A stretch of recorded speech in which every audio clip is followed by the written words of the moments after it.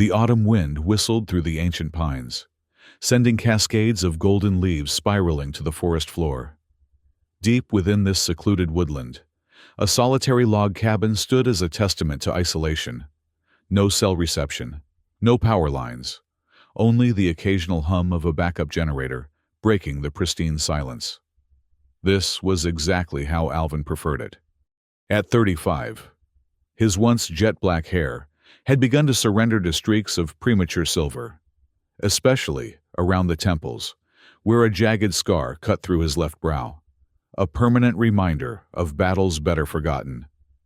His weathered hands moved methodically as he tinkered with the carburetor of his '82 Chevrolet CK, the only companion he truly trusted these days. The truck, like him, was built for function, not beauty, scarred but reliable. One more turn, he muttered to himself, tightening the final bolt before wiping his greasy palms on a rag that had seen better days. Satisfaction flickered briefly across his otherwise stoic face as the engine roared to life. Small victories were all he allowed himself these days. As dusk settled over the forest, Alvin gathered his hunting rifle and checked his snare lines. 2 wild pheasants, enough for a few days if he rationed carefully. He plucked and cleaned them with practiced efficiency, his thoughts drifting to the mission that had brought him to this self-imposed exile. The memories came in fragments, the weight of his tactical gear, the metallic taste of adrenaline, the split-second decision that had cost his only friend his life. Marcos had been more than a fellow mercenary. He'd been the only person who understood the darkness that drove Alvin. Then came that final raid, when civilians had wandered into the kill zone. Save them or complete the mission. The choice had haunted him ever since. Sometimes, in the depths of night, he still heard Marcos's final words crackling through his earpiece. "Do what's right, brother." But what was right anymore? Alvin had walked away from it all, determined to belong to no cause, no country, no person. Solitude was his penance, isolation, his salvation. The cabin's interior was Spartan but functional. A small kitchenette, a worn sofa facing a wood-burning stove, and a bedroom just large enough for a double bed and dresser. After a simple meal of roasted pheasant and canned beans, Alvin performed his nightly ritual, checking the perimeter alarms, bolting the reinforced door, and placing his combat knife within arm's reach of his bed. Sleep came easier without clothes. It was a habit formed during humid jungle operations, where any relief from the oppressive heat was welcome. Even in the autumn chill, he preferred the freedom, the vulnerability of nakedness, perhaps the only time he allowed himself to feel exposed. That night, like most nights, Alvin fell asleep to the gentle patter of rain against the cabin's roof, unaware that his carefully constructed solitude was about to be shattered. The weight on his hips was what woke him, not the subtle creak of floorboards or the whisper of movement that should have triggered his finely honed senses. Just weight, warm, yet somehow different, foreign. Alvin's eyes snapped open, instantly alert despite the darkness. The moonlight filtering through the window cast enough pale illumination to reveal a figure straddling him, a woman with skin the color of twilight dusk, tinged with an impossible violet hue. Her eyes glowed with an ethereal amber light, pupils dilated with what appeared to be desperation. Her breath came in shuddering gasps, visible as faint clouds in the cabin's chill. "I need heat," she whispered, her voice raspy and strained. "Please, warmth." Instinct took over. In one fluid motion, Alvin reached for his combat knife, his muscles coiling to throw the intruder off. But as his fingers closed around the handle, her hand shot out with inhuman speed, gripping his wrist with surprising strength. "Don't," she hissed, eyes darting nervously toward the window. "If they hear me, I'm dead. We both are." Alvin remained frozen, calculating his options. The woman's skin felt unnaturally cold against his, like marble left in winter air. Despite her threatening grip, her body trembled uncontrollably. Whatever she was, and he wasn't entirely convinced she was human, she appeared to be in genuine distress. "Who are you?" he demanded, voice low and threatening. "How did you get past my perimeter?" "Celia," she managed between chattering teeth. "My thermal suit malfunctioned. I need heat or I'll die. Please." The last word emerged as barely a whisper, her glowing eyes dimming momentarily. 1,000 questions raced through Alvin's mind. Who was she running from? What kind of thermal suit? Why was her skin that impossible shade? But one fact remained clear. If she wanted him dead, she could have killed him while he slept. "Get off me," he growled, "and I might consider not throwing you outside." Relief flooded her strange features as she carefully slid to the side, her movements graceful, despite her apparent distress. Alvin sat up, keeping the knife ready as he pulled the blanket across his lower half. "Talk, fast." He kept his voice emotionless, analytical. "What are you?" Celia wrapped her arms around herself, shivering violently. "My body temperature regulation is failing. I escaped from a forced marriage arrangement. They're hunting me. The tracking device in my thermal regulation suit would have led them straight to me. So I had to abandon it." Her teeth chattered as she spoke. "My species. We can't regulate our body heat like humans. Without the suit." "You'll freeze to death," Alvin finished, his tactical mind already processing the implications. "Even though it's not that cold in here." She nodded miserably. "My core temperature is dropping. I need direct heat transfer." The request's implication wasn't lost on him.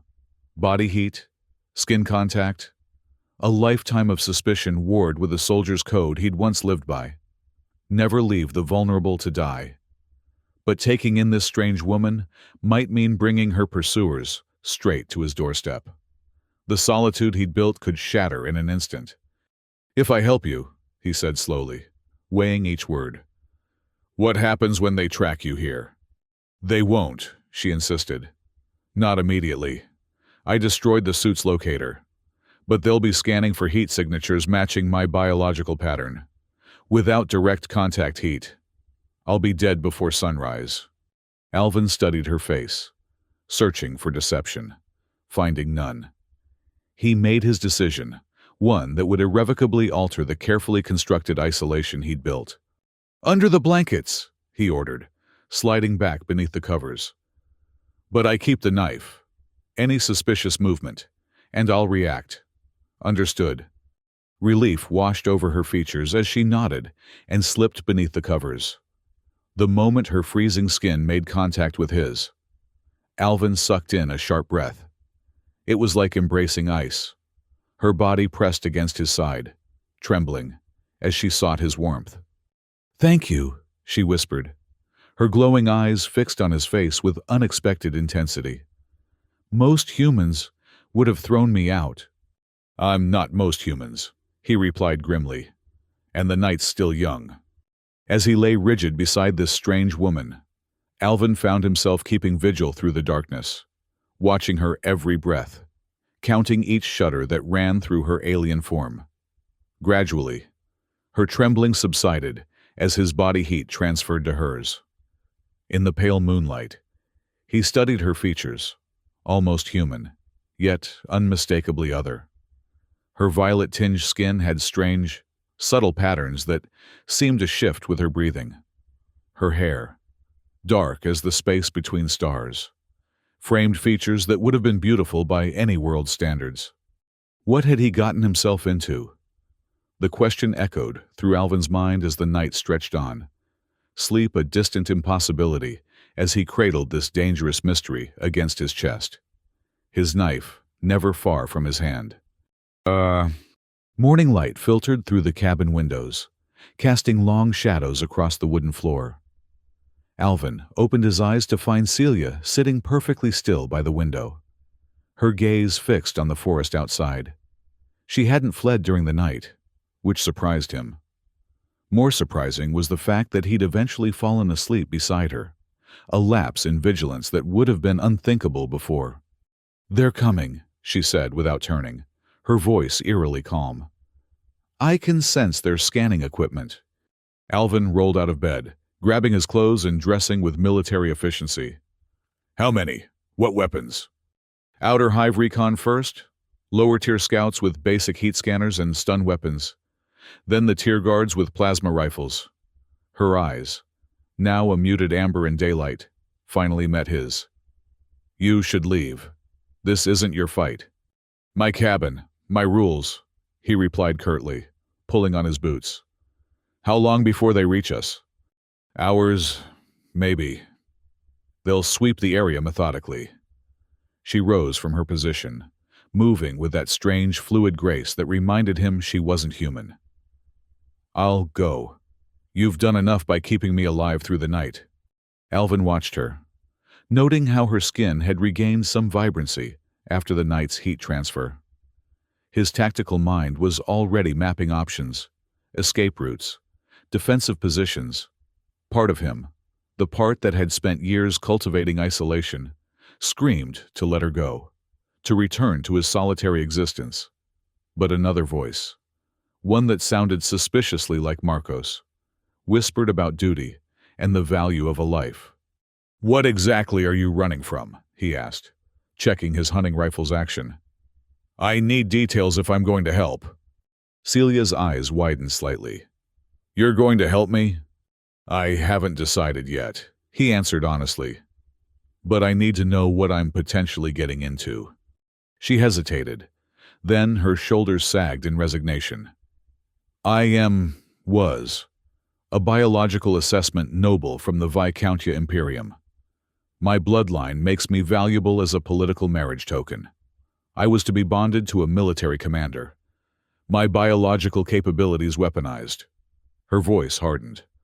"I would have become a living weapon. My autonomy erased." "So you ran?" "I stole a scout ship, disabled my thermal regulation suit's tracker, and crash-landed in your forest." A bitter smile twisted her lips. "I thought I would die from exposure. Then I found your cabin." Alvin nodded slowly, processing. He'd seen enough war to recognize the look of someone fighting for their right to exist. "These scouts, they're just the advance party?" "Yes. The Imperium doesn't give up what it considers its property." Property. The word struck a nerve. Alvin had seen too many people reduced to tools, assets to be deployed and discarded. He made his decision. "We need to find your suit," he said, reaching for his combat vest. "Even destroyed. It might tell us how they're tracking you now." Hope flickered across her alien features. "You're going to help me." "I'm going to survive," he corrected her. "And right now, that means making sure whatever's hunting you doesn't decide I'm collateral damage." Together, they slipped out of the cabin, Alvin leading the way through the underbrush with the silent precision of a seasoned operative. Celia moved behind him, her steps unnervingly quiet, despite the carpet of fallen leaves. The autumn forest was alive with muted colors, amber, russet, gold. But Alvin's focus remained on the mission parameters. Locate the suit, assess the threat, formulate a counter-strategy. They found the remains of her thermal regulation suit, half buried in leaves beside a small creek. The sleek, silvery material was torn in places, its intricate circuitry exposed. Alvin knelt beside it, examining the sophisticated technology without touching it. "Advanced," he muttered. "Military grade." "Nobility grade," Celia corrected. "The thermal stabilization systems are tailored to my specific biological needs." Alvin's eyes narrowed as he spotted something nestled among the fallen leaves near the suit. A small, pulsing device, no larger than a thumbnail. "Tracker," he said, pointing without touching it. "Still active." Celia's face drained of color. "That's not from my suit. That's a ground-deployed heat signature scanner." Their eyes met in sudden understanding. The scouts were already here. "Back to the cabin," Alvin whispered. "Now." They moved swiftly through the forest, every sense on high alert. Twice, Alvin stopped them, signaling silence as the distant hum of what could only be a scout ship passed overhead. When they finally reached the clearing where his cabin stood, Alvin pulled Celia behind a large oak, scanning the area. "There," he whispered, pointing to the barely visible disturbance in the earth near his front door. "They've already been here." Celia's breathing quickened. "They'll have left proximity sensors. Standard protocol." Alvin's mind raced through options. The cabin would be a death trap now, but it also contained his weapons, supplies, and the hidden entrance to the old smuggler's caves beneath the property, his emergency escape route. "I need my gear," he said decisively, "and we need to set a false trail. They'll detect our heat signatures the moment we move into the open." Alvin's lips curved into a grim smile. "Not if they're distracted by a bigger heat source." Reaching into his vest pocket, he withdrew a small bundle of waterproof matches and a compact fire starter. Within minutes, he'd built a small, intensely hot fire using pine resin and dry leaves at the forest's edge, opposite the cabin. "That'll confuse their scanners temporarily," he explained. "When I give the signal, we run for the back entrance. Don't stop. Don't look back." Celia nodded, her strange eyes reflecting the distant flames. "Why are you doing this? You could just hand me over." Alvin didn't answer immediately. The truth was, he wasn't entirely sure himself. Perhaps it was the soldier's code he'd never fully abandoned. Perhaps it was defiance against yet another entity that treated living beings as assets. Or perhaps it was simply that in her desperate plea for warmth, he'd recognized a mirror of his own isolation. Different worlds. Same loneliness. "Let's move," he said instead, avoiding the question. They sprinted across the clearing as smoke billowed from the diversionary fire. Alvin reached the cabin first, easing the back door open and scanning the interior before motioning Celia inside. The cabin appeared untouched, but his trained eye spotted the nearly invisible sensor nodes placed at strategic points, monitoring devices awaiting their return.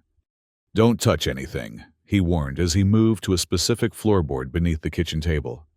Carefully lifting it, he revealed a hidden compartment containing his emergency pack, a handgun, and additional ammunition. "They'll have the cabin surrounded soon," Celia whispered, keeping away from the windows. "We won't be in the cabin," Alvin replied, moving to the stone fireplace. He pressed a concealed mechanism behind a loose brick, and a section of the hearth silently slid aside, revealing a narrow passage downward. "Smuggler's caves. The previous owners were creative with their privacy needs." Celia's eyes widened. "You've been prepared for this kind of situation." "I've been prepared for any situation that threatens my solitude," he corrected, handing her a small flashlight. "This system runs for miles under the mountain. We can use it to flank them, maybe even circle back to your suit components if necessary." A sudden, high-pitched whine from outside cut through the air, the unmistakable sound of energy weapons powering up.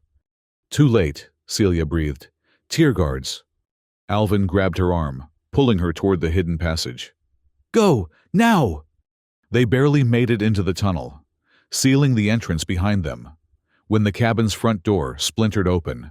Through the stone, they could hear the muffled sounds of the search team entering, their foreign language harsh and clipped. In the darkness of the smuggler's cave, Alvin activated his flashlight, revealing a narrow, rough-hewn tunnel stretching into the mountain's heart.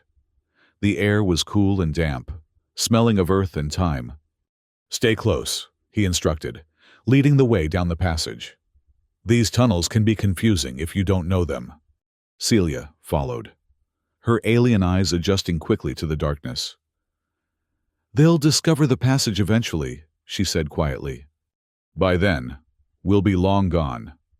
Alvin moved with confidence through the winding tunnels, occasionally consulting marks only he could recognize on the stone walls. "There's an exit that opens into a ravine about 2 miles from here.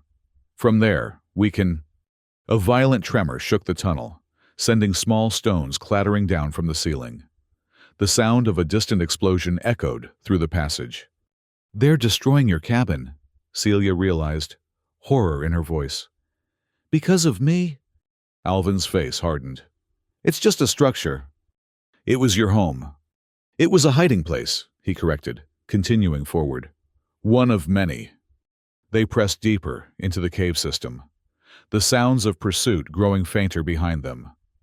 The tunnels occasionally widened into small chambers before narrowing again, following the mountain's natural fissures and weaknesses. In one such chamber, Alvin paused, examining a natural shelf in the rock wall where he'd stashed additional supplies: water, emergency rations, a first aid kit, and a small metal case. "We need to rest," he said, noting Celia's increasingly labored breathing. "Your body temperature is dropping again, isn't it?" She nodded reluctantly. "Without the suit. I can only maintain normal temperature for a few hours after heat transfer." Alvin opened the metal case, revealing a compact emergency blanket and chemical heat packs. "These won't be as effective as direct contact," he said, his voice professionally detached. "But they might help until we reach somewhere more secure." "Thank you," she whispered, accepting the offerings. "I never expected anyone to help me. In my world, you don't survive without powerful allies." "I'm not your ally," Alvin said automatically, the words harsher than he'd intended. "I'm just trying to survive a situation you brought to my doorstep." Hurt flashed across her alien features before she masked it with resigned acceptance. "Of course. Forgive my presumption." They sat in uncomfortable silence, the small chemical heat packs providing meager warmth in the cave's chill. Alvin watched as Celia wrapped the emergency blanket around herself, her shivering gradually becoming more pronounced despite the heat sources. His tactical mind acknowledged the reality: the chemical packs weren't enough. She needed body heat, his body heat, to survive much longer. The realization brought with it an unwelcome dilemma. Every instinct warned against greater entanglement with this alien fugitive. Yet, watching her battle against her biology, fighting for each steady breath, stirred something he'd thought long buried: compassion.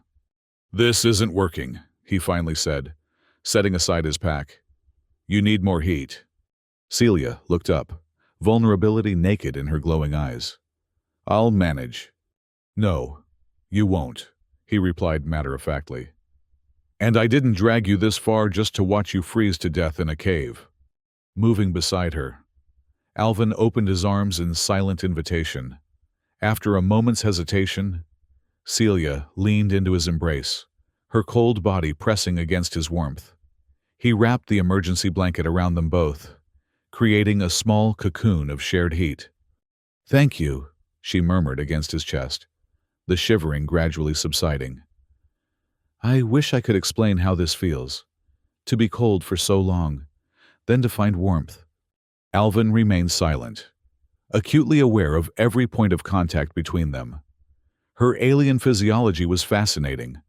The subtle patterns on her skin seemed to pulse with her heartbeat, and her hair carried a faint scent, like ozone after lightning. Despite her otherworldly nature, there was something profoundly vulnerable about the way she trusted him with her survival. "Why did you run?" he asked quietly, breaking the silence. "You had status, protection. Why risk everything?"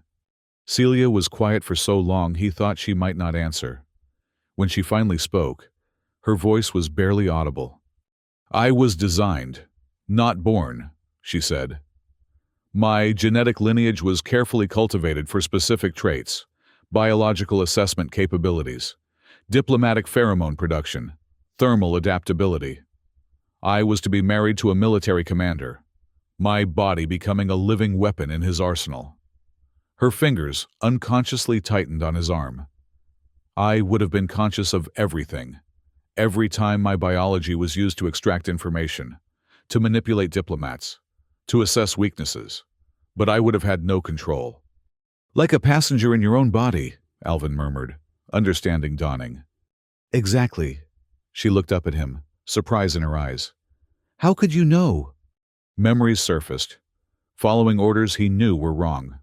Watching civilians caught in crossfire, the weight of Marcos's lifeless body as he carried him from the field.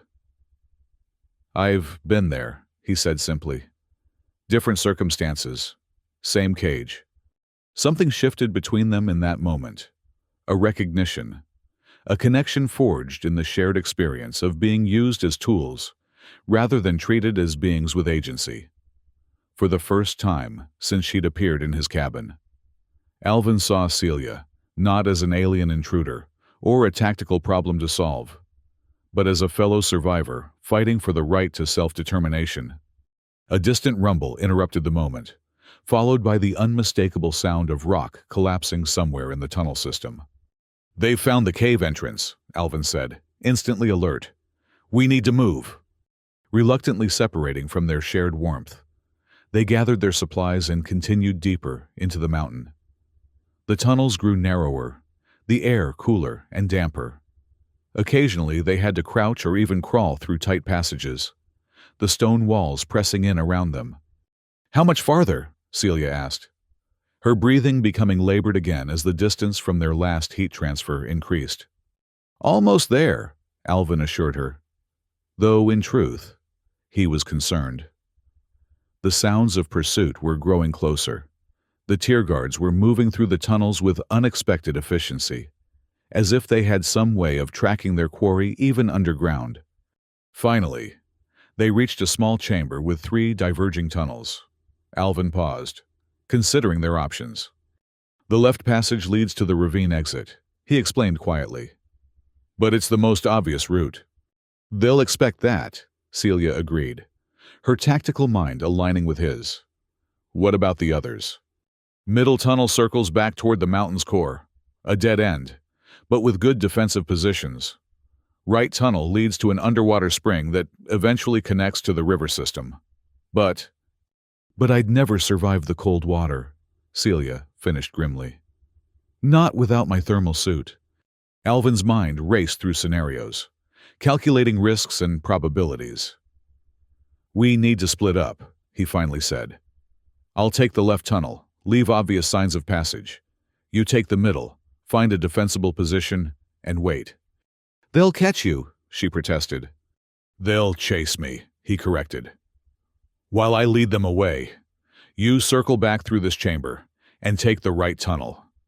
There's a small cache of equipment near the spring, including a portable transmitter I've maintained for emergencies. Understanding dawned in her eyes. You want me to send a false signal? Alvin nodded. If we can make them believe you've died, a thermal cascade failure or something your people would recognize, they might abandon the search. That could work, she admitted. But the transmitter would need to be programmed with specific Imperium protocols. Can you do it? A small, confident smile curved her lips. I was designed for biological assessment and systems interaction. Yes. I can do it. Then we have a plan. Alvin handed her his spare handgun. 8 rounds. Make them count if necessary. Celia accepted the weapon, handling it with unexpected familiarity. What about you? I've got my rifle and sidearm. I'll be fine. He checked his watch. We move in 2 minutes. Questions? She hesitated, then met his gaze directly. Why are you risking your life for me? The truth this time. Alvin considered deflecting again, but something in her otherworldly eyes demanded honesty. Because I've spent years hiding from the world, telling myself I was finding peace. But it wasn't peace. It was avoidance. Running from what I'd done, what I'd failed to do. He glanced down at the gun in her hands. Maybe helping you is a way to balance the scales. Redemption? Direction, he corrected. A purpose beyond mere survival. Celia nodded slowly, understanding in her expression. Among my people, there's a concept called life-debt alignment, when 2 beings recognize that their survival paths are inexplicably linked. She placed her cool hand against his cheek, the gesture startlingly intimate. I think we found ours. Before Alvin could respond, the sound of approaching footsteps echoed through the tunnels. Time had run out. Go, he whispered urgently. Remember the plan. With one last, lingering look, Celia disappeared into the middle tunnel, her alien grace making her movements nearly silent despite the rocky terrain. Alvin watched her go, then deliberately scuffed his boots in the dust of the left tunnel entrance, leaving clear tracks before heading down the passage at a run. The pursuit was immediate. Behind him, harsh voices called out in an alien language, followed by the distinctive whine of energy weapons powering up. Alvin pushed himself harder, using his knowledge of the tunnel system to stay just ahead of his pursuers. He had to keep them focused on him long enough for Celia to circle back and reach the transmitter. The tunnel curved and dipped, occasionally branching into smaller offshoots that he ignored. His goal wasn't to lose them completely, just to keep them occupied. Each time they got too close, he'd fire a warning shot from his rifle, forcing them to take cover and buying precious seconds. But the tier guards were good, better than he'd anticipated. Their methodical approach slowly closed the gap, their superior numbers allowing them to flank him through parallel passages he hadn't known existed. As he rounded a sharp bend in the tunnel, Alvin found himself face to face with two guards in sleek, metallic armor, their weapons trained on his chest. Instead of surrendering, he dropped and rolled, firing 3 rapid shots that caught the first guard in the joint of his armor. The alien soldier fell with a strangled cry, but his companion returned fire immediately, a bolt of energy sizzling past Alvin's ear as he dove behind a rocky outcropping. The firefight was brief, but intense. Alvin used every trick he'd learned in decades of combat, every advantage the familiar terrain offered. When it was over, 4 tier guards lay motionless on the tunnel floor, and Alvin himself was nursing a grazing energy burn across his left shoulder. Breathing heavily, he checked his ammunition. 3 rounds left in the rifle, 5 in his sidearm. Not enough if the rest of the squad caught up. He had to move. Doubling back through a narrow side passage, Alvin circled toward the central chamber, hoping to rendezvous with Celia. The plan had changed. They couldn't separate now. Together, they might reach the underwater spring, find another way out. When he reached the chamber, it was deserted. No sign of Celia. No indication which way she had gone. Had she followed the plan, circling back to the right tunnel? Or had she encountered guards and been forced in another direction? A cold dread settled in his stomach. If they'd captured her, all of this was for nothing. She would be returned to the Imperium, her autonomy erased, her body weaponized. The thought stirred an unexpected anger in him, fierce, protective, personal. Just as he was about to risk calling out for her, a hand touched his injured shoulder. Alvin whirled, gun raised, to find Celia standing behind him, her alien eyes wide with concern. "You're hurt," she whispered, examining the energy burn. "It's nothing," he dismissed. "Did you reach the transmitter?" A small, triumphant smile curved her lips. "Better. I found one of their communication modules on a fallen scout. I've already programmed it to transmit a cascade failure signature, as if my biological systems collapsed from thermal shock." Hope flickered to life. "Will they believe it?" "The module is authenticated to their systems. It should be convincing, especially with the biological decay markers I've added to the signal." Her expression turned grim. "But there's a complication. The ranking tier guard. He's still searching. He has a personal vendetta. Against you. Against failure." She glanced nervously toward the tunnel entrances. "In the Imperium, failing a direct retrieval mission is punishable by death. He won't leave without absolute confirmation." Alvin processed this new information quickly. "So we need to give him confirmation. Visual proof of your death." "Yes, but—" A sudden noise from the left tunnel cut her off. Footsteps, approaching rapidly. Without hesitation, Alvin pulled Celia into the right tunnel, moving as quickly and quietly as possible toward the underwater spring. The passage grew increasingly damp, the walls slick with condensation, the air heavy with mineral scents. They reached the spring chamber, just as shouts echoed behind them. They'd been spotted. The underground pool gleamed in the dim light of Alvin's flashlight, its surface mirror-smooth, the far side vanishing into darkness, where the tunnel continued underwater. "There's no time for the transmitter plan," Alvin said urgently, scanning the chamber for defensive positions. "We make our stand here." Celia's eyes darted to the water, then back to him. "The cold would kill me in minutes." "I know." He positioned himself at a narrow point in the tunnel. Rifle ready. "Stay behind me. When I give the word, use the communication module to send your false death signal." And then, the grim determination in his eyes told her everything.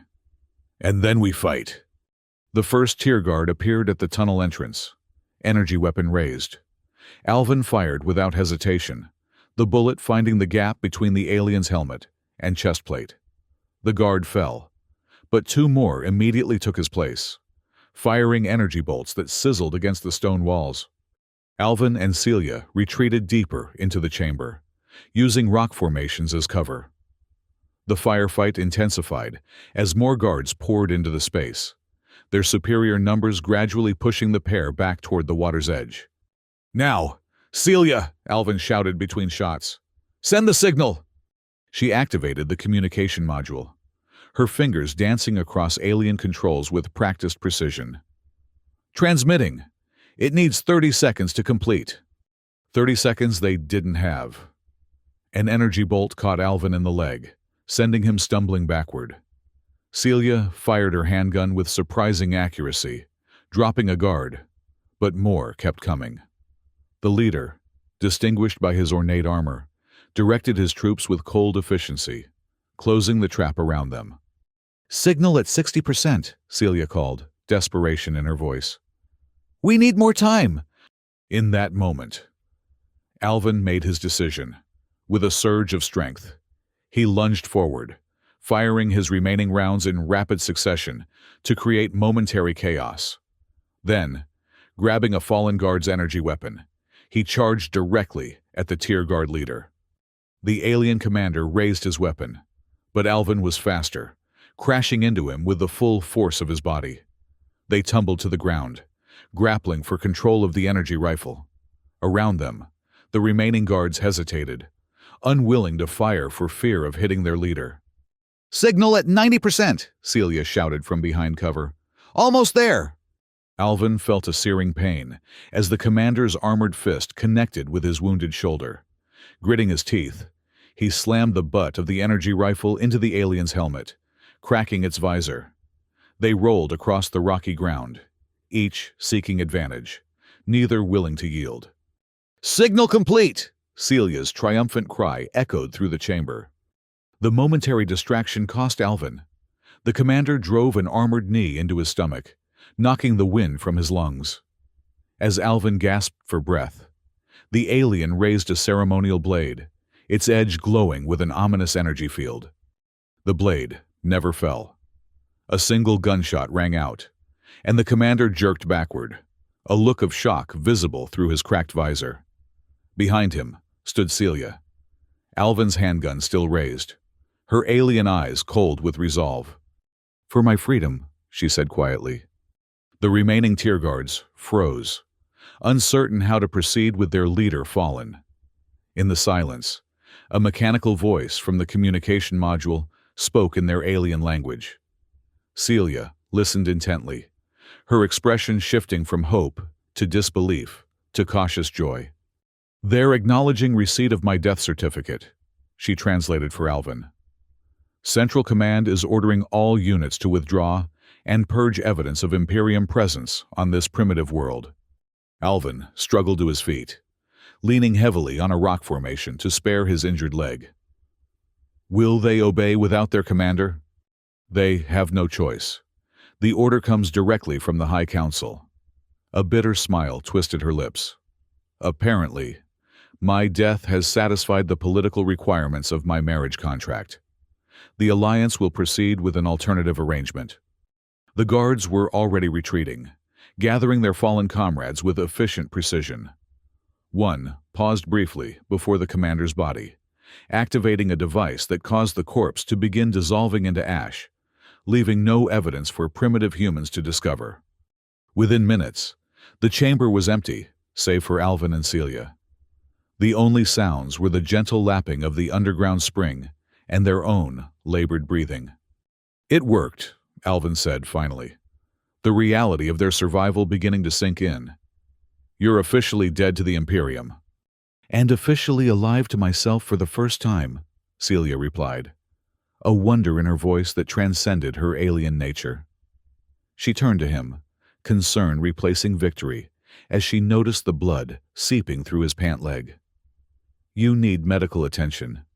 Both of us do, he acknowledged, gesturing to a cut on her forehead that leaked a strange, silvery fluid. But first, we need to get somewhere safe. The cabin's gone, but I have another location, more remote, better hidden. I can help, she offered, moving to support his weight. My thermal suit components, the non-tracking elements, contain biological regeneration compounds that could heal your wounds. Alvin accepted her assistance, draping his arm across her shoulders as they made their slow way back through the tunnel system. You'd use your technology to help me. You used your home, your safety, your body heat to help me, she countered simply. Is that so different? He had no answer for that. Together, they navigated the winding passages, each supporting the other when strength faltered. By the time they emerged from a hidden exit into the fading daylight, both were exhausted beyond measure. The forest spread before them, unchanged, yet somehow different. Alvin's cabin was gone, a smoking ruin visible through the trees, but the woods themselves remained, indifferent to the interstellar conflict that had briefly erupted within their bounds. It's a long walk to the backup location, Alvin warned, his voice rough with fatigue. And you'll need heat again soon. Celia's hand found his, her cool fingers intertwining with his warm ones. Then we'll share what we have, she said quietly. That's how survival works, isn't it? Looking down at their joined hands, one human, one alien, both equally determined to live on their own terms, Alvin felt something shift within him. The isolation he'd cultivated for years suddenly seemed hollow compared to this fragile connection forged in crisis. Yes, he agreed, squeezing her hand gently. That's exactly how it works. Together, they started through the autumn forest, leaving behind the ruins of one life and moving slowly, painfully, but inexorably toward the possibility of another. The backup location turned out to be an old ranger station, long abandoned by the Forestry Service and carefully modified by Alvin during his years of preparation. Unlike the cabin, it was built partially into a hillside, its presence disguised by carefully cultivated vegetation and its windows covered with one-way film that prevented any light from escaping at night. It took them most of the day to reach it, their progress slowed by injuries and Celia's gradually deteriorating thermal condition. By the time they stumbled through the hidden entrance, the alien woman was shivering uncontrollably, her violet skin taking on a dangerous ashen hue. Body heat, she managed through chattering teeth. Soon. Alvin worked quickly, securing the perimeter, activating the station's solar backup systems, and preparing the small bedroom. His own injuries screamed for attention. The energy weapon burn on his leg had begun to blister ominously, and his shoulder throbbed with every movement. But Celia's need was more immediate. Come on, he said, helping her to the narrow bed. Like before. This time, there was no hesitation, no awkward negotiation of boundaries. Celia pressed against him with desperate need, her freezing skin drawing warmth from his as they huddled beneath thermal blankets. Alvin held her close, his tactical mind calculating how long it would take for her core temperature to stabilize, how many hours they could rest before needing to address their injuries. what supplies they would need to survive the coming days. Yet, beneath these practical considerations, ran a current of something less definable, a connection that transcended their biological differences. In the quiet darkness of the ranger station, as Celia's shivering gradually subsided and her breathing steadied against his chest, Alvin found himself confronting emotions he'd long ago buried beneath layers of isolation and self-sufficiency. "I'm sorry about your cabin," she murmured when she could finally speak normally again. "It was your home." "It was a place," he corrected, though without his earlier harshness. "This is a place too. Just walls and a roof." "Is that all a home is to humans? Physical structure?" The question carried genuine curiosity, and Alvin found himself considering it seriously. "For some, for me, I don't know anymore. I've been moving for so long, hiding for so long." "From what?" "From who I was, what I did." He stared at the ceiling, memories surfacing unbidden. "I told you I was a mercenary. What I didn't say was that my last mission went wrong, catastrophically wrong. Civilians died because I chose the mission over their safety. My friend died trying to save them. I walked away from it all, determined to belong to nothing and no one." Celia was silent for a long moment, her alien eyes studying his face in the dim light. "In the Imperium, such a choice would be lauded. Mission priority is absolute. But you carried it as a burden instead." "Because it was wrong," he said simply. "Those people deserve to live their lives, make their own choices. Just like you deserve to choose your own path, not have it dictated by political expediency." She traced a cool finger along the scar at his temple. "Perhaps that's why our paths crossed. Two beings fighting for the right to determine their own existence." The touch was gentle, intimate in a way that should have made him uncomfortable. Instead, Alvin found himself leaning into it slightly, accepting the connection it represented. "Maybe," he conceded. "Or maybe it's just random chance in a chaotic universe." A small smile curved her alien lips. "My people have a saying. Randomness is merely pattern recognition's failure." Despite everything, the pain, the exhaustion, the uncertainty of their situation, Alvin found himself smiling back. "Your people sound complicated." "They are. But then, so are humans." Her expression grew serious again. "What happens now, Alvin? The Imperium believes I'm dead, but I still can't regulate my temperature without assistance. I have no place in your world." The question hung between them, heavy with implications. Alvin had spent years avoiding entanglements, responsibilities, connections of any kind. Taking in this alien fugitive permanently would mean abandoning that carefully constructed isolation. Yet, as he looked at Celia, at the quiet strength in her otherworldly features, the determination that had driven her to flee an entire empire for the chance at self-determination, he recognized something familiar, something he'd once valued in himself, before loss and guilt had driven him into the wilderness. "We survive," he said finally. "One day at a time. I help you adapt to Earth. You help me." He hesitated, searching for the right words. "Find your way back to living instead of just surviving?" she suggested quietly. "Something like that." Alvin shifted, wincing as the movement aggravated his injuries. "But first, we need to deal with these wounds." Celia nodded, reluctantly pulling away from the shared warmth. "My thermal suit components. If we can retrieve them, the biological regeneration compounds could heal both of us." "Tomorrow," Alvin decided, noting her still fragile condition. "For now, we rest, conserve strength." She settled back against him, her head finding a natural place on his shoulder. "Thank you," she whispered. "Not just for the warmth, but for seeing me as someone worth saving." Alvin didn't respond verbally, but his arm tightened slightly around her, drawing her closer. In that simple gesture was an acknowledgement he wasn't yet ready to voice, that in saving her, he might have taken the first step toward saving himself. As night settled fully over the forest, they drifted into exhausted sleep, two fugitives from different worlds, finding temporary peace in shared warmth and the promise of tomorrow's possibilities. Dawn brought new challenges. Celia's condition had stabilized during the night, but Alvin's injuries had worsened. The energy weapon burn on his leg showed signs of infection, and his shoulder had stiffened painfully. Despite this, he insisted on leading the expedition to recover the components from Celia's thermal suit. "You can barely walk," she protested, watching him struggle to pull on his boots. "And you can barely maintain your temperature," he countered.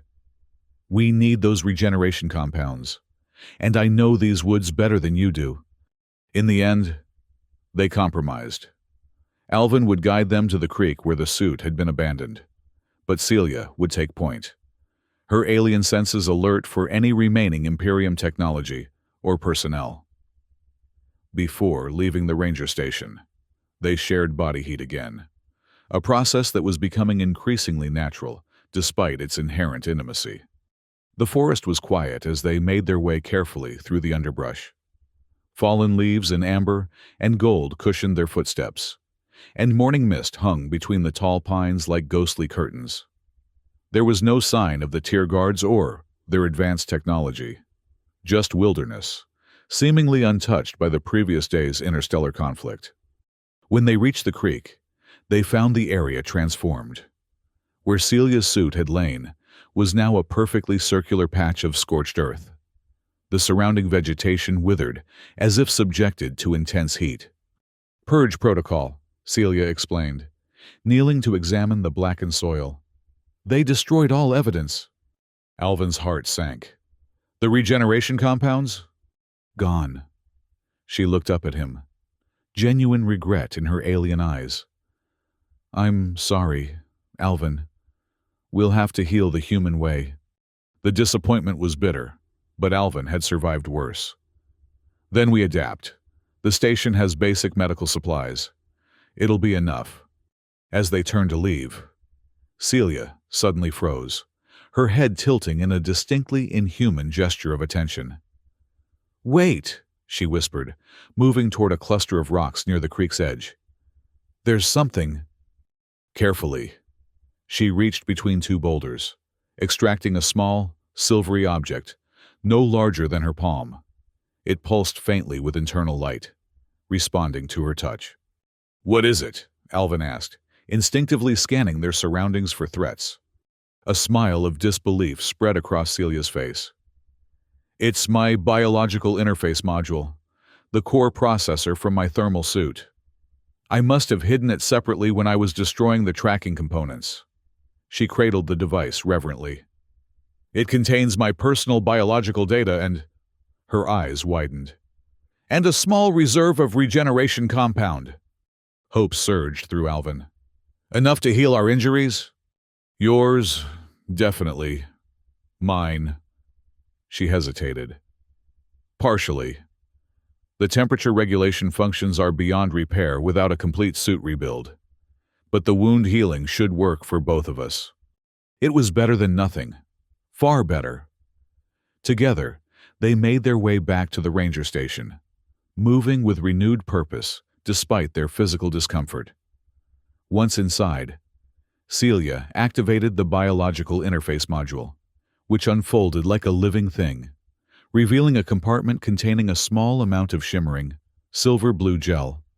"This will hurt," she warned, as she prepared to apply the compound to Alvin's leg wound. Human nervous systems tend to react strongly to Imperium biologics. Alvin braced himself, hands gripping the edges of the chair he sat in. "Do it." The moment the gel touched his injured flesh, fire seemed to erupt along every nerve ending. Alvin bit back a scream, his entire body going rigid with shock. Through watering eyes, he watched in amazement as the blistered, infected tissue began visibly regenerating, new skin forming and spreading across the wound like time-lapse footage of healing. "Holy," he gasped when he could speak again. "That's intense." Celia nodded sympathetically. The pain will fade quickly. The healing accelerates your own natural processes rather than replacing them. True to her word, the burning sensation subsided within minutes, leaving behind a tender but remarkably healed patch of skin where the energy weapon burn had been. The same process was repeated for his shoulder injury, with similar, miraculous results. When it was Celia's turn, Alvin watched in fascination as the silvery fluid that served as her blood was gradually replaced by healthy tissue beneath the regeneration compound. Her alien physiology responded differently. There was no visible pain response, but the patterns on her skin pulsed more rapidly, and her eyes glowed brighter during the process. "Better?" he asked when it was complete. "Much." She flexed her healed limbs experimentally. "Though without a full thermal regulation system, I'll still need—" She trailed off, suddenly self-conscious.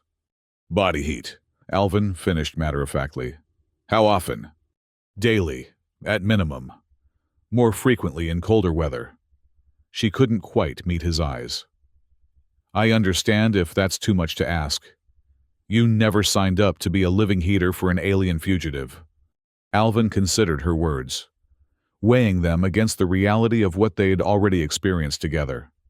The truth was, the physical closeness had ceased to be merely functional sometime during the past 48 hours. There was a comfort in it now, a connection that transcended the practical necessity. "I can manage," he said simply, neither acknowledging nor denying the shifting dynamic between them. "We both do what we need to survive." Relief flickered across her features. "Thank you." With their immediate medical needs addressed, they turned to the practical matters of establishing a sustainable living situation. The ranger station was well stocked with non-perishable supplies, but they would need fresh food and additional resources for the long term. "I can hunt," Alvin offered as they inventoried their provisions. "Set snares, fish the creek. We'll have enough." "And I can help modify this structure for better heat efficiency," Celia suggested, examining the station's simple layout. "Some of the thermal regulation principles from my suit could be adapted to insulate the walls, reduce heat loss." They worked side by side through the day, falling into a natural rhythm of cooperation. Alvin showed Celia the basics of Earth survival skills, while she shared insights from her advanced technological background. By evening, they had set up a primitive but effective perimeter alert system using materials salvaged from the station and components from Celia's interface module. As darkness fell, they shared a simple meal of canned provisions warmed over a small propane stove. The domesticity of the scene struck Alvin as surreal.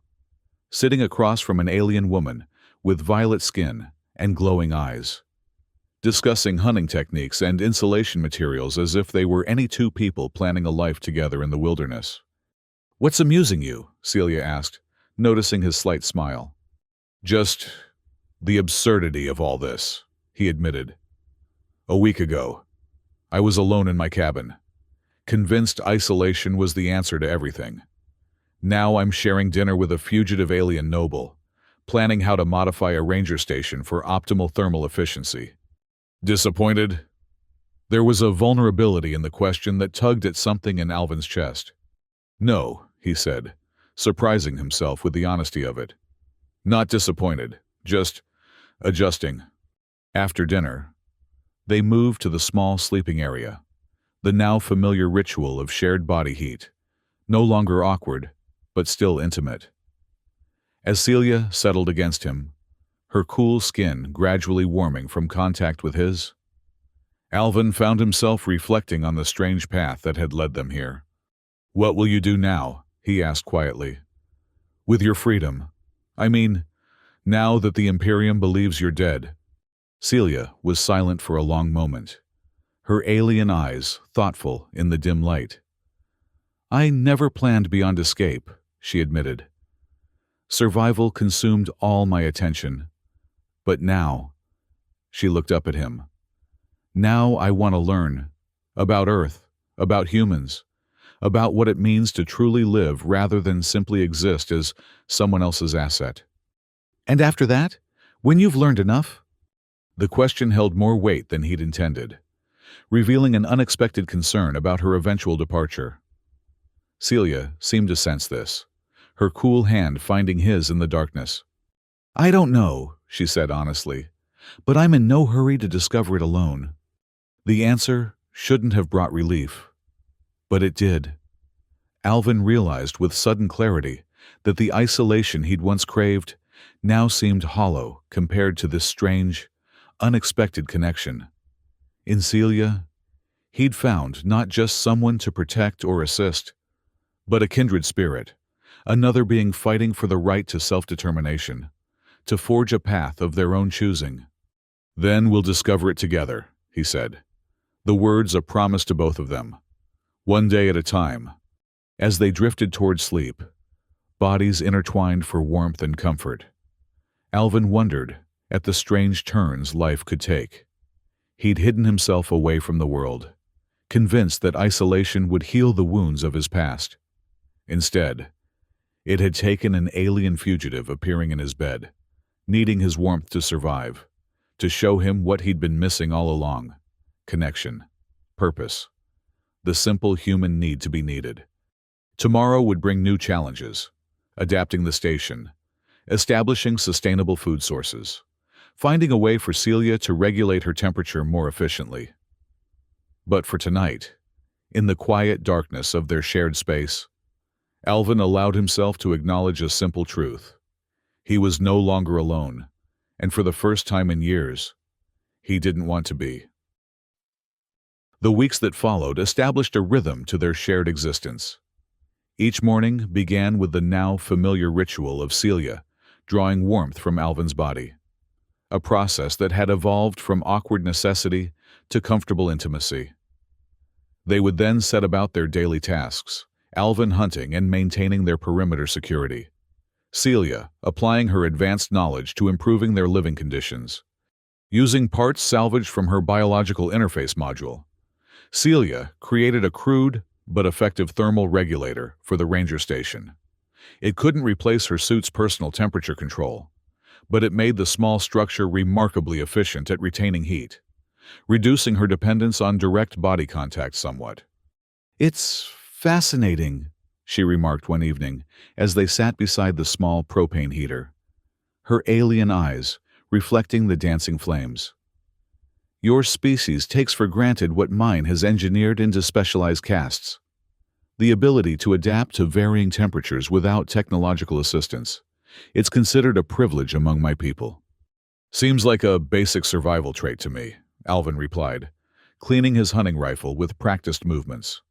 "Hard to imagine evolving without it. My lineage was selectively bred for diplomatic and assessment capabilities.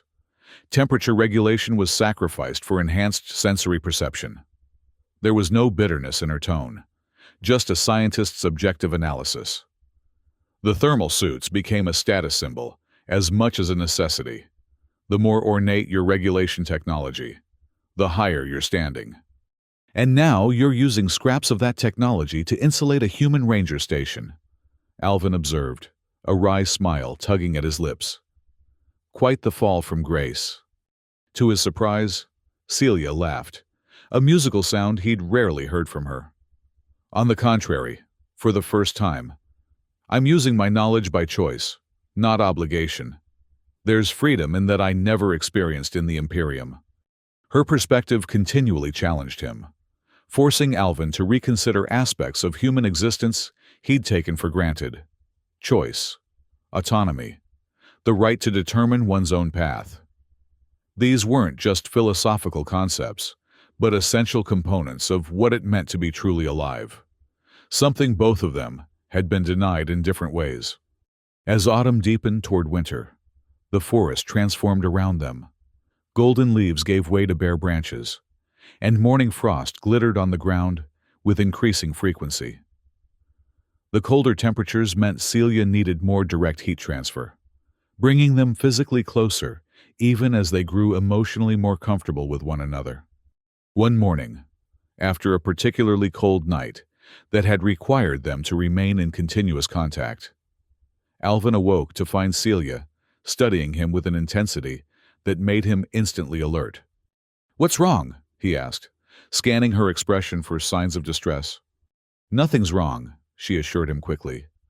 "I was just observing. Humans are fascinating when unconscious. Your face shows emotions even in sleep." Alvin wasn't sure how to respond to that. "What emotions was I showing?"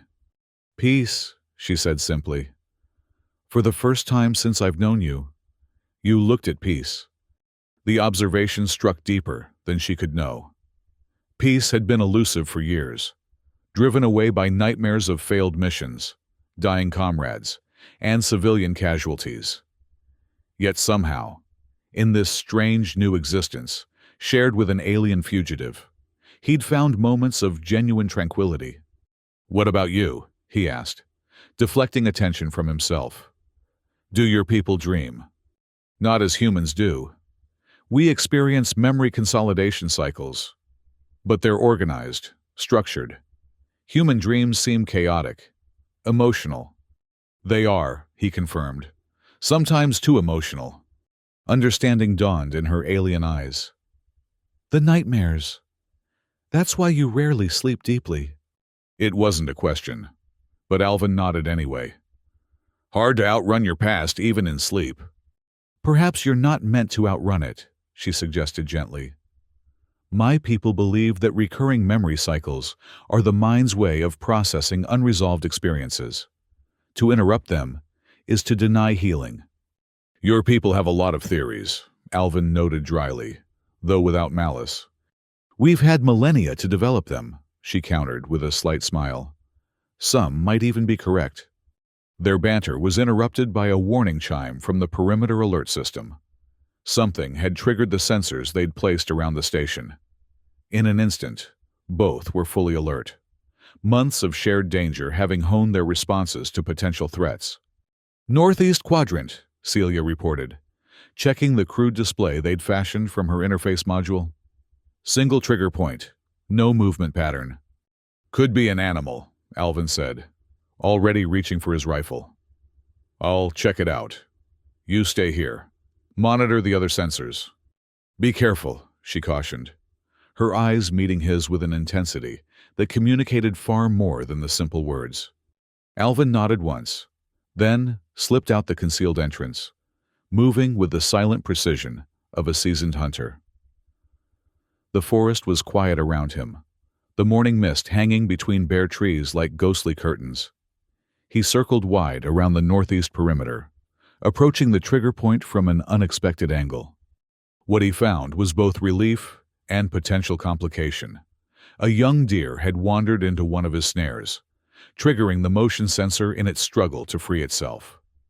The animal was uninjured, but thoroughly trapped, its wide eyes rolling in fear as Alvin approached cautiously. Fresh meat would be welcome as their canned provisions dwindled, but the deer represented something more significant. It was the first large game he'd encountered near their new shelter, proof that the forest was returning to normal after the Imperium's brief, violent intrusion. After dispatching the deer quickly and humanely, Alvin began the process of field dressing it, his mind already calculating how long the meat would last, how they could preserve what they couldn't eat immediately. So focused was he on this practical task that he almost missed the sound of approaching footsteps. Almost, but not quite. In one fluid motion, he drew his sidearm and spun toward the sound, only to find Celia standing a few yards away, watching him with curious intensity. "I told you to stay at the station," he said, lowering the weapon with a mixture of relief and irritation. "The other sensors remained inactive," she explained, moving closer to examine his work. "I calculated the risk as minimal." Her head tilted slightly as she studied the deer carcass. "This is how humans acquire protein." Despite himself, Alvin smiled at her clinical assessment. "This is how humans have acquired protein for thousands of years, before supermarkets and processed food." "Efficient," she observed, kneeling beside him without any apparent disgust at the blood and viscera. "May I help?" The request surprised him, but Alvin nodded, showing her how to assist with the final stages of preparing the deer for transport. As they worked side by side, he found himself appreciating her pragmatic approach. There was no squeamishness, no unnecessary commentary, just focused attention and quick learning. "You're good at this," he commented as they finished wrapping the meat for the journey back to the station. "Most people are put off by their first field dressing. My biological assessment capabilities extend to understanding anatomy across species," she explained. And in the Imperium, being put off by necessary tasks would be considered a design flaw. A small, ironic smile curved her lips. "Though I was never intended for manual labor." "What were you intended for, exactly?" Alvin asked, as they gathered their tools and prepared to return. It was a question he'd avoided until now, sensing it might touch on painful memories. Celia was quiet for several steps before responding. "Assessment, primarily. My lineage was engineered to evaluate biological responses, detecting deception, assessing weaknesses, identifying leverage points in negotiations." Her voice grew softer. "In the marriage alliance, I would have been used to extract information from diplomatic envoys, to ensure treaty compliance through biological monitoring." "A living lie detector," Alvin surmised. "Among other functions." She glanced at him, her alien eyes unreadable. "Does that disturb you, knowing what I was designed to do?" The question carried weight beyond its surface. Alvin considered it carefully as they walked, the bundled deer meat heavy across his shoulders. "We all have capabilities that can be used for good or ill," he finally said. "I was trained to track, hunt, and kill with precision. In the right context, those are survival skills. In the wrong hands, they make me a dangerous weapon." He met her gaze directly.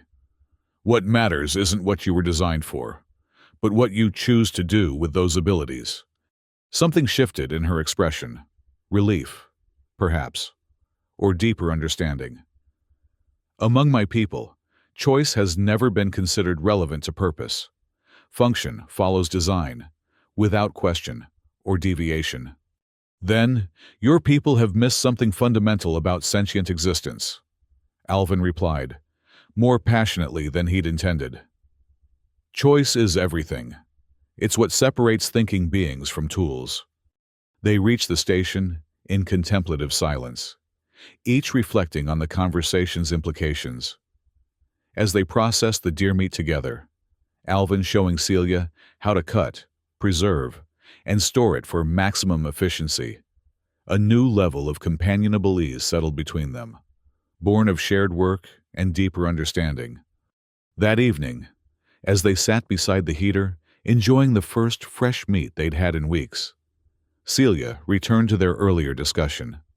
"If choice defines sentience, as you suggested," she began thoughtfully, "then what does it mean when that choice is taken away?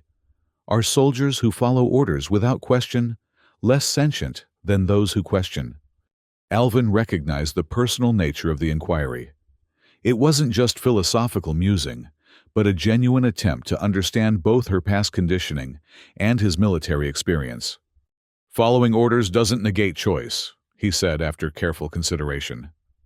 "It just shifts the moment of choice to when you decide to join, to be part of something larger than yourself." His expression darkened slightly.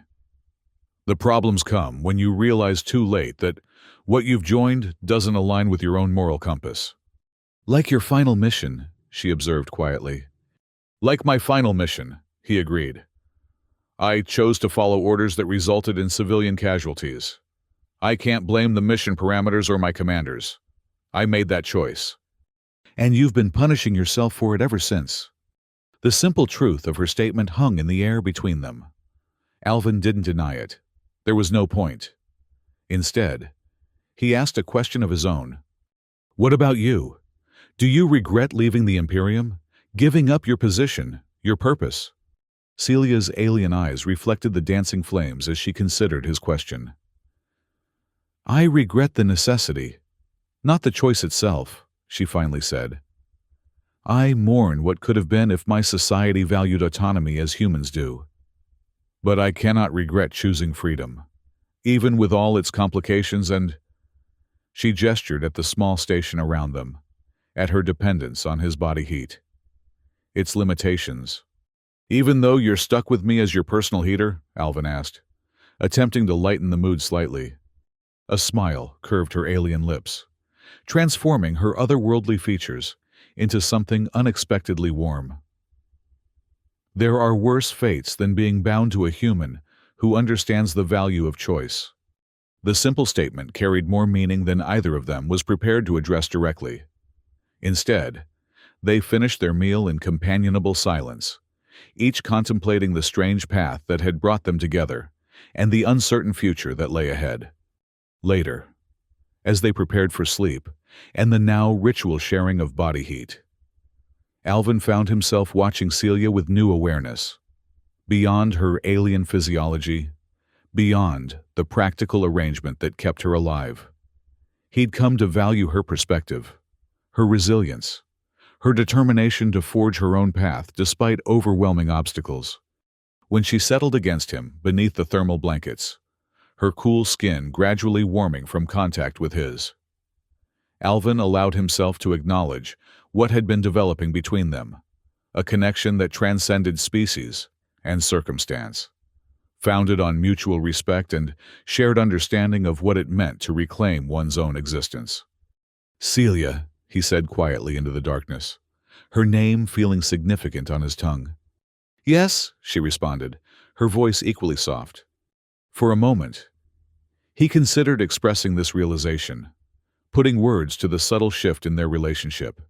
Instead, he simply held her closer, offering warmth and something more fundamental: acceptance, without condition or expectation. "Nothing," he said. "Just, I'm glad you're here." He felt rather than saw her smile in the darkness.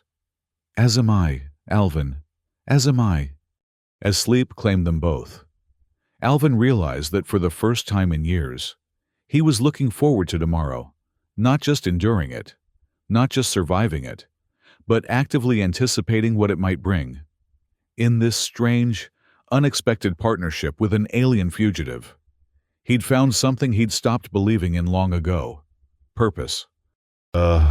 Winter descended upon the forest with quiet inevitability, transforming their world into a landscape of crystalline white. Snow blanketed the ground around the ranger station, and ice formed delicate patterns on the windows. Beautiful, but potentially deadly for Celia, whose alien physiology remained vulnerable to extreme cold, despite their various adaptations to the station.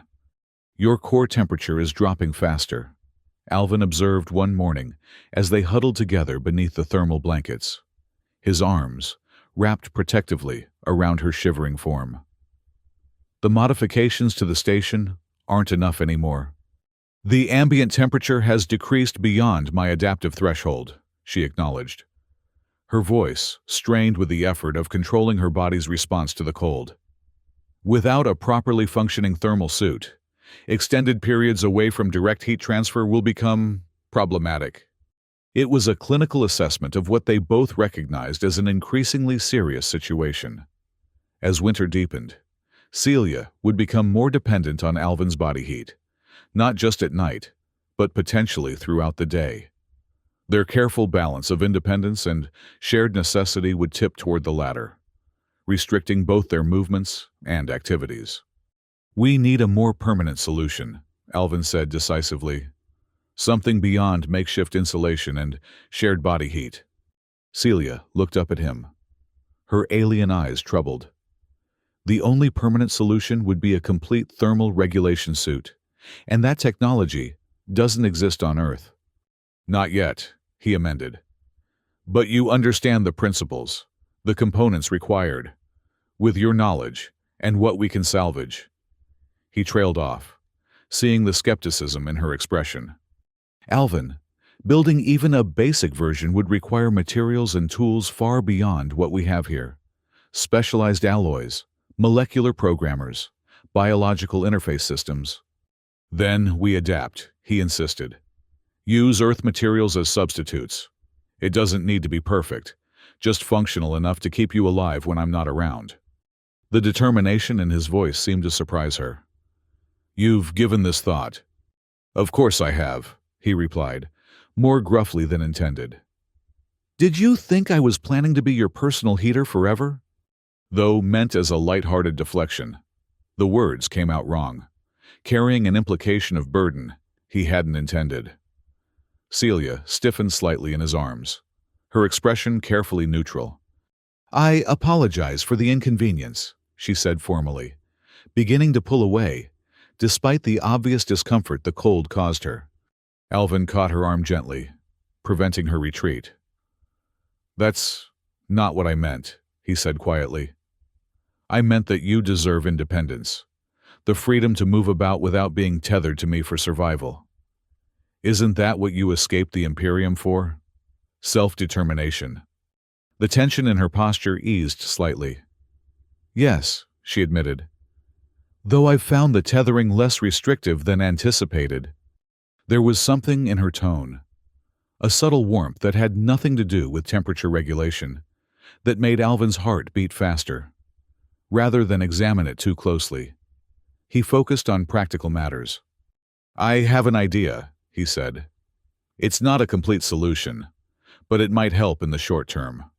The idea turned out to be modifying his old truck, salvaged from the ruins of his cabin and hidden near the ranger station, into a mobile heat source.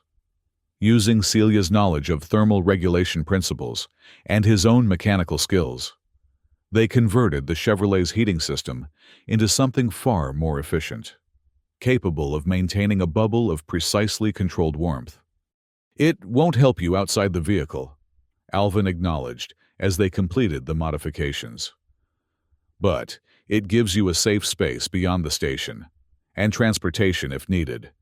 Celia ran her alien fingers over the dashboard controls they'd rebuilt.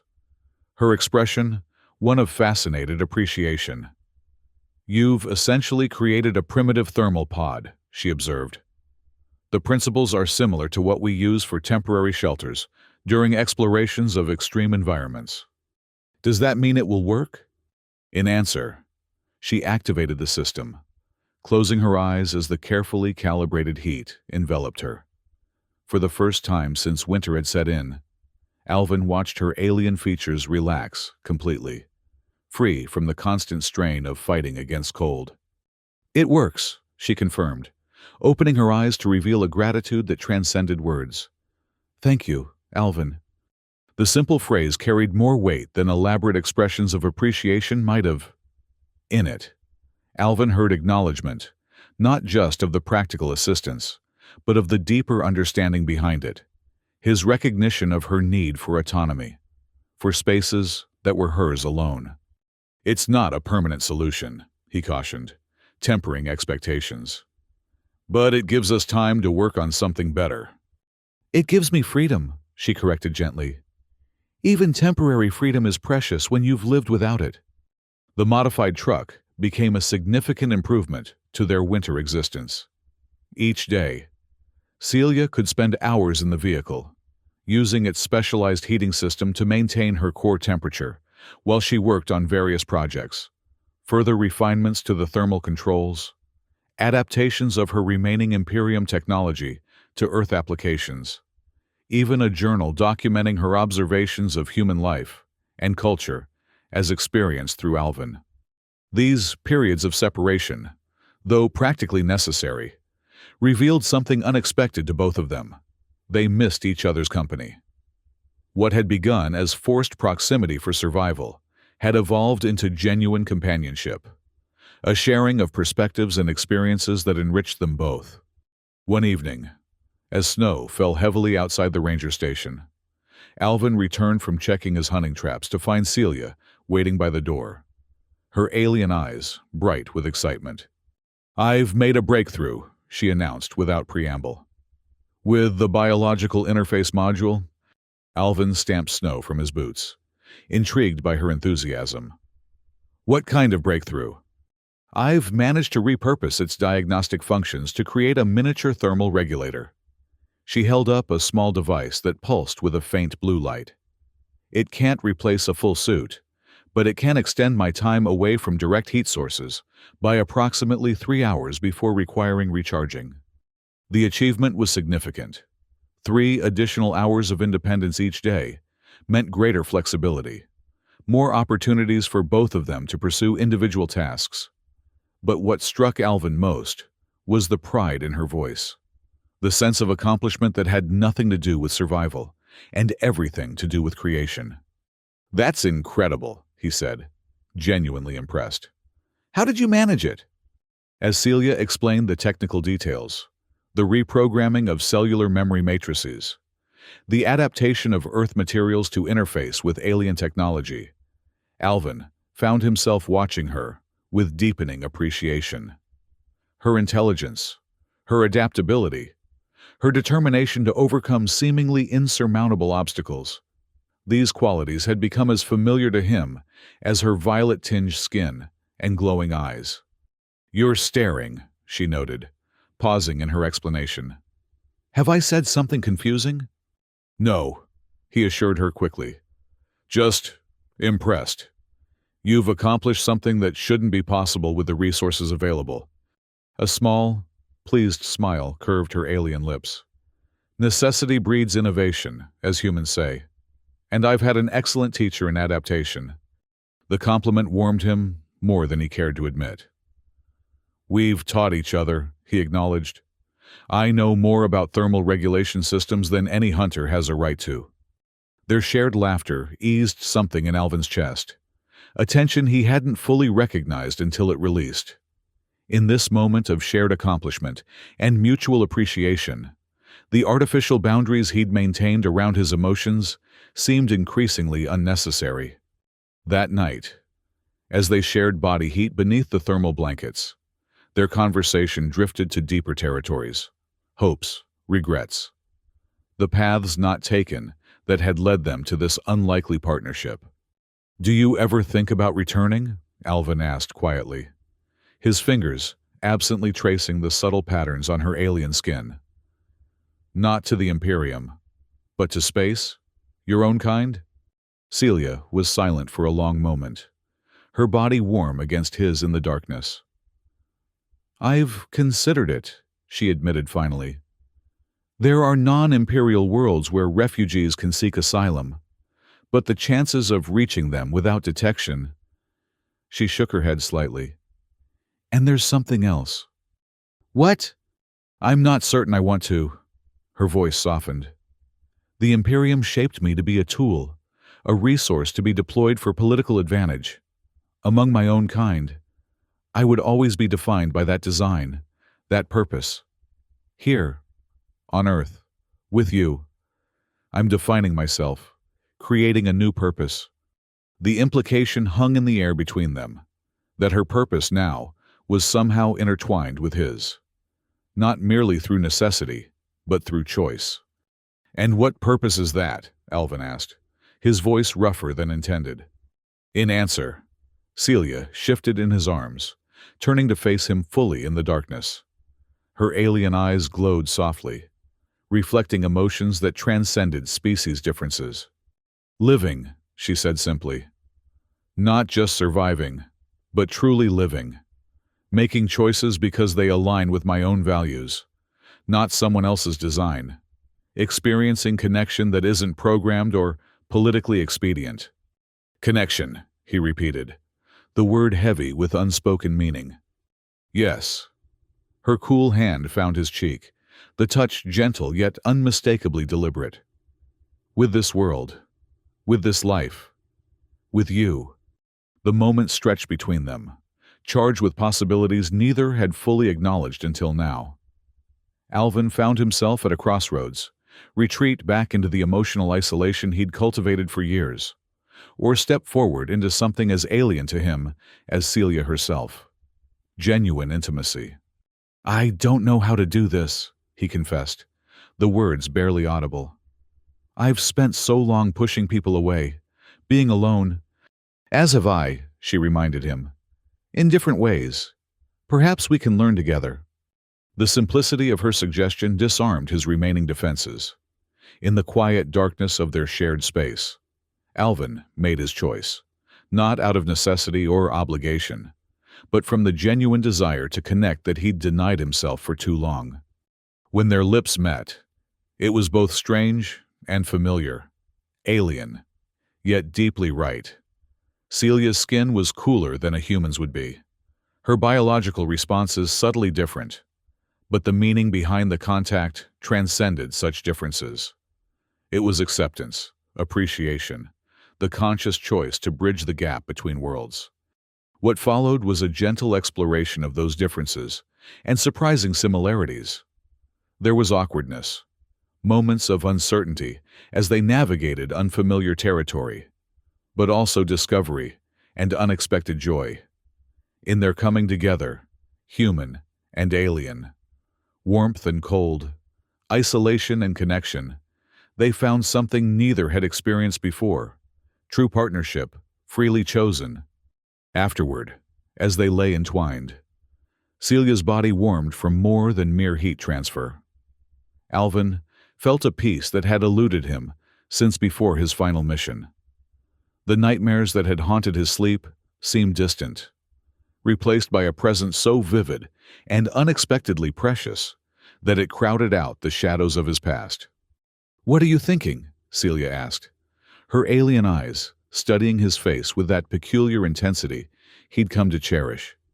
"That the universe has a strange sense of humor," he replied honestly.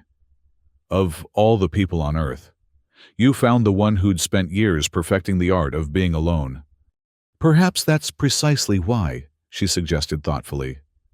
"You understood isolation in a way others couldn't. You recognized the value of autonomy because you'd chosen it for yourself." Alvin considered this perspective, seeing truth in it he hadn't recognized before. "And now we've both chosen something else." "Yes," she agreed, resting her head against his chest. "We have." As winter deepened around their shelter, the relationship between them evolved, no longer defined by necessity, but by mutual choice, by the deliberate sharing of lives that had once been carefully isolated. Celia still needed Alvin's warmth to survive Earth's climate, but what passed between them now went far beyond mere biological requirement. They established new routines, balancing independence with togetherness. During the day, Celia would use the modified truck or her thermal regulator device to maintain temperature while pursuing her own projects, documenting Earth's biology, adapting Imperium technology to local resources, even creating art inspired by her new home. Alvin would hunt, maintain their perimeter security, and occasionally venture further into the wilderness to scout potential threats or resources. Evenings were for sharing knowledge, experiences, the quiet intimacy that had become precious to them both. Celia taught Alvin about the stars, as seen from Imperium worlds, the complex political structures of her society, the technologies that humans might one day develop. In return, he shared Earth's history, philosophy, the practical wisdom he'd acquired through years of survival in harsh environments. One evening, as they sat beside the heater, examining a piece of Imperium technology Celia had reconfigured, Alvin asked a question that had been on his mind. "What would you have been if you'd had the choice from the beginning?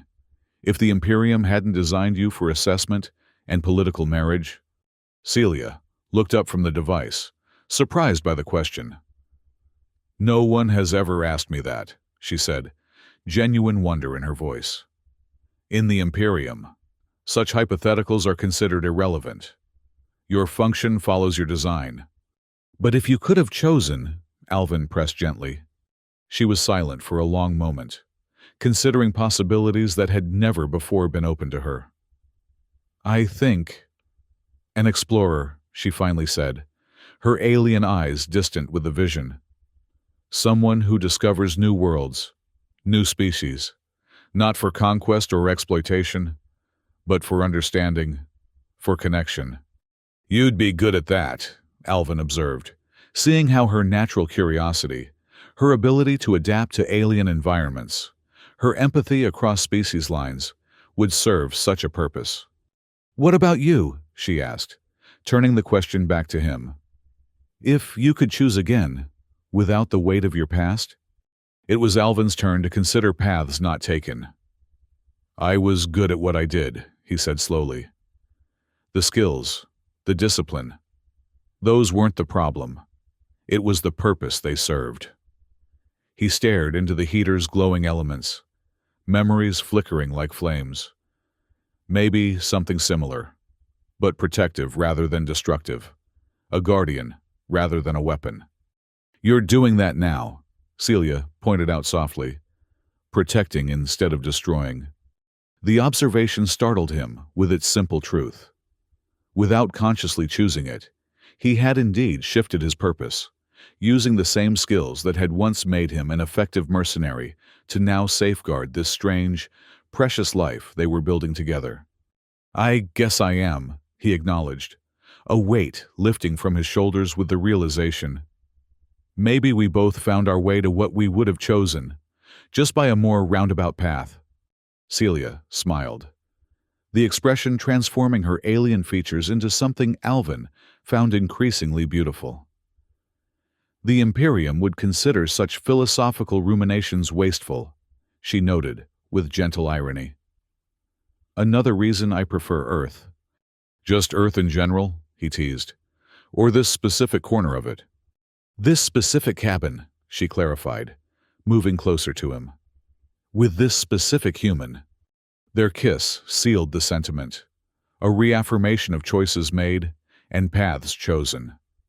In the quiet warmth of their shared space, surrounded by the winter wilderness, they had created something neither could have imagined before their unlikely meeting, a home defined not by walls or species boundaries, but by mutual understanding and freely given connection. Later that night, as snow fell silently outside, and Celia slept peacefully beside him, Alvin reflected on the strange journey that had brought them here. From the moment she had appeared on his bed, desperately seeking warmth, to this present reality, where they shared not just body heat but lives. It seemed both improbable and inevitable. He thought of the isolation he'd once craved, the solitude he'd built like armor around his wounded spirit. How ironic that it had taken an alien, a being literally from another world, to help him find his way back to humanity, to connection, to purpose beyond mere survival. As if sensing his thoughts, Celia stirred beside him, her cool hand finding his in the darkness. You're awake, she murmured, her voice thick with sleep.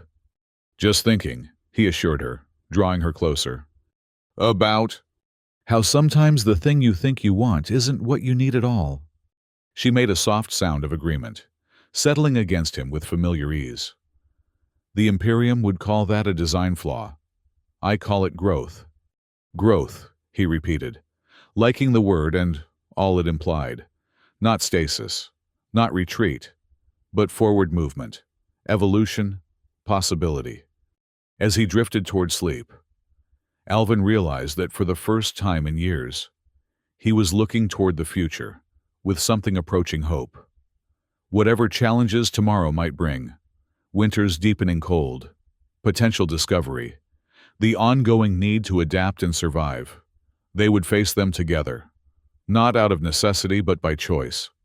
And in that choice lay a freedom neither had fully understood until they found it in each other. Spring arrived in gentle increments, patches of snow giving way to emerging greenery, ice melting from the creek, birdsong returning to the forest around their shelter. With the warming temperatures came new possibilities for Celia, whose alien physiology responded positively to the seasonal change. Her dependence on direct heat transfer decreased, allowing greater independence for them both. I can feel the difference, she remarked one morning as they stood outside the ranger station, observing the forest's transformation. As if my cells are remembering how to function in moderate temperatures.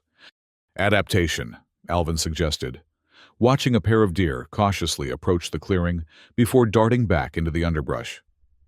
Your biology adjusting to Earth's cycles. Perhaps. She tilted her head in that distinctly alien gesture of consideration.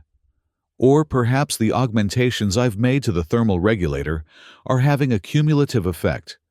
Throughout winter, Celia had continued refining her miniature thermal device, incorporating materials Alvin scavenged from abandoned human technologies during his wider-ranging expeditions. The result was something uniquely hybrid, Imperium principles realized through Earth components, creating technology that existed nowhere else in either world. Just as hybrid, Alvin reflected, as the relationship they'd built, neither fully human nor alien in its parameters, but something new that honored the essence of both while transcending their limitations. With spring's arrival came the need for new decisions. The ranger station had served them well as a winter shelter, but its location, chosen primarily for concealment and defensibility, limited their access to resources they would need for long-term sustainability. "We should consider relocating," Alvin suggested one evening as they reviewed their dwindling supplies. "Somewhere with better access to water, possibly arable land for growing food." Celia looked up from the inventory list she'd been maintaining with characteristic precision. "You want to establish a more permanent settlement?" The question carried implications beyond mere logistics. It was about commitment, about envisioning a future together that extended beyond immediate survival needs. "Yes," Alvin said simply, meeting her gaze directly. "I do." The joy that illuminated her alien features confirmed he'd made the right choice. "As do I," she replied, reaching across the table to take his hand. "Where shall we build this home?" The question launched them into detailed planning sessions, with Alvin's practical knowledge of the region complementing Celia's analytical approach to resource management. They identified several potential locations, eventually settling on a remote valley approximately 20 miles from their current position, far enough from human settlements to ensure privacy, but with a natural spring, fertile soil, and sufficient tree cover for both building materials and concealment. Preparation for the move occupied them through the remainder of early spring. Alvin constructed basic tools and gathered supplies, while Celia focused on ensuring her thermal regulation needs would be met in the new location. Together, they made reconnaissance trips in the modified truck, gradually transferring equipment and establishing the foundation for their new dwelling. The construction process itself became a profound expression of their partnership. Alvin's knowledge of Earth building techniques combined with Celia's understanding of thermal efficiency principles, resulting in a structure that was both rustic and remarkably advanced.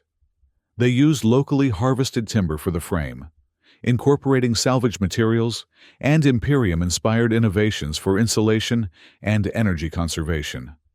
"It's neither human nor Imperium," Celia observed as the cabin took shape, "but something uniquely ours." Alvin, pausing in his work to wipe sweat from his brow, considered the emerging structure with quiet pride. "A good metaphor for us, I suppose." By late spring, their new home was sufficiently complete to allow permanent relocation. The cabin was larger than either the original ranger station or Alvin's destroyed dwelling, with separate spaces for sleeping, food preparation, and what Celia called her adaptation laboratory, where she continued developing technologies that bridged her alien needs with Earth's available resources. On their first night in the completed cabin, they celebrated with a meal of fresh fish from the nearby stream and early spring greens Celia had identified as edible based on her biological assessment capabilities. The simple feast, illuminated by firelight from the central hearth they'd constructed together, marked a transition from survival to something approaching normal life, albeit a normal, unlike any other on Earth. "To new beginnings," Alvin proposed, raising a cup of creek water in an improvised toast. "And chosen paths," Celia added, her alien eyes reflecting both firelight and deeper emotions as she raised her own cup. Later, as they lay together in the sleeping area, they'd carefully designed for optimal thermal efficiency. Alvin found himself contemplating the strange journey that had brought them to this moment. From isolated mercenary to partner in an interspecies relationship, building a home with a fugitive alien noble. It was a path he could never have envisioned, yet one that felt increasingly right with each passing day. "What are you thinking?" Celia asked, sensing his contemplative mood. "About choices," he answered honestly. "How the ones that seem impossible at the time can lead to places you never imagined." She traced the scar at his temple with gentle fingers. Her touch cool, but no longer startlingly so after months of contact.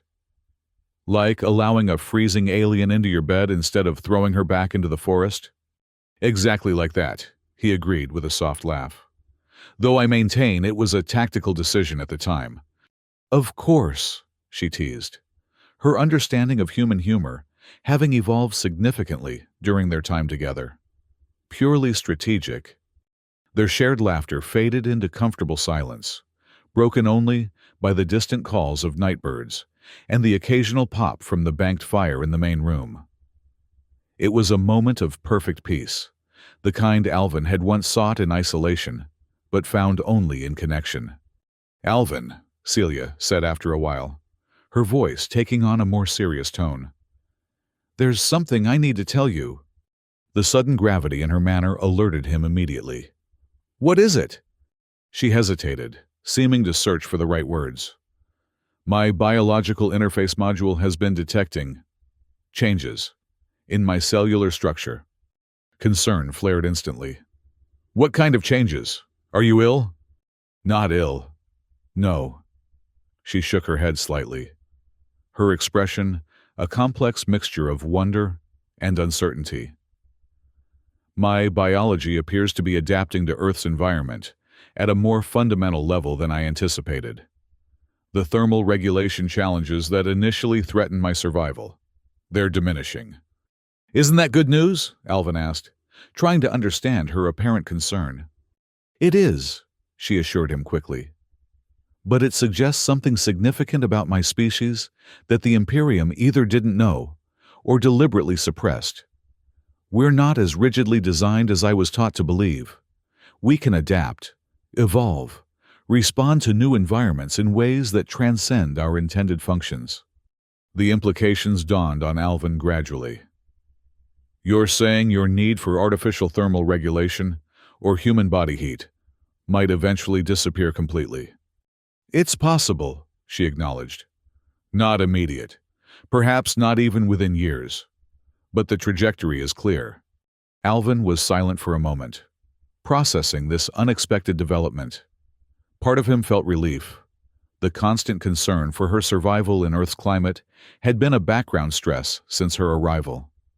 Yet another part recognized a more complex emotion, the fear that without this fundamental need connecting them, something essential might change between them. Celia, with her characteristic perceptiveness, seemed to read these thoughts in his expression. "This doesn't change us," she said softly, her hand finding his in the darkness. "What began as necessity has evolved into choice, remember? I don't stay with you because I need your warmth anymore." "Why do you stay?" he asked, the question emerging before he could reconsider it. Without hesitation, she answered, "Because with you, I am fully myself. Not a design, not a function, not a political asset, just Celia, making choices, creating a life of my own determination." Her alien eyes held his with unwavering intensity. "And because I love you, in ways the Imperium never programmed me to understand." The declaration, though implicit in their actions for months, had never been spoken so directly. Its impact washed through Alvin like a wave, dissolving the last remnants of the walls he'd built around his heart. "I love you too," he replied, the words feeling both foreign and perfectly natural on his tongue. "Not because you needed me, but because you saw me, really saw me, when I'd made myself invisible to everyone else." Their kiss sealed the sentiment, a promise more binding than any Imperium political arrangement or human legal contract. In the quiet darkness of their newly built home, surrounded by a world that had once seemed hostile to them both, they had found something neither had believed possible, a future defined by choice rather than circumstance, by connection rather than isolation. As Celia drifted toward sleep in his arms, Alvin remained awake a while longer, contemplating the path ahead. Her biological changes meant both new possibilities and potential challenges. If she continued adapting to Earth, becoming less visibly alien, they might eventually have more options for interaction with human society, should they choose that path. Yet the fundamental truth of her origins would always remain, requiring caution, discretion, protection. But these were concerns for tomorrow, tonight, in this moment of peace they'd carved from adversity. Alvin allowed himself to simply appreciate the miracle of their shared existence.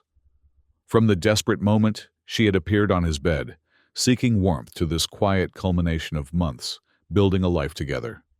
It was a journey neither could have anticipated, yet one that had saved them both. Outside, spring continued its gentle transformation of the wilderness around their cabin. New growth emerged from winter's dormancy. Animals returned from migration or hibernation. The cycle of life resumed its ancient patterns. Within their shared space, another kind of renewal had taken place, the rebirth of two beings who had found in each other not just survival, but purpose, connection, and ultimately, home. As sleep finally claimed him, Alvin's last conscious thought was one of profound gratitude, not for the isolation he'd once craved, but for the unexpected intrusion that had shattered it. In Celia's desperate need for warmth, he had found the heat his own soul had been missing, and in the cabin they'd built together, board by board, choice by choice, they had created something neither of their worlds could have imagined, a perfectly imperfect union of alien and human, cool and warm, past and future. And their story, like the structure that sheltered them, was neither fully of Earth nor of the stars, but something uniquely their own, built with determination, sustained by adaptation, and illuminated by the most powerful force in any galaxy: the freedom to choose one's own path, one's own purpose, one's own love. In the end, that was the warmth that truly saved them both.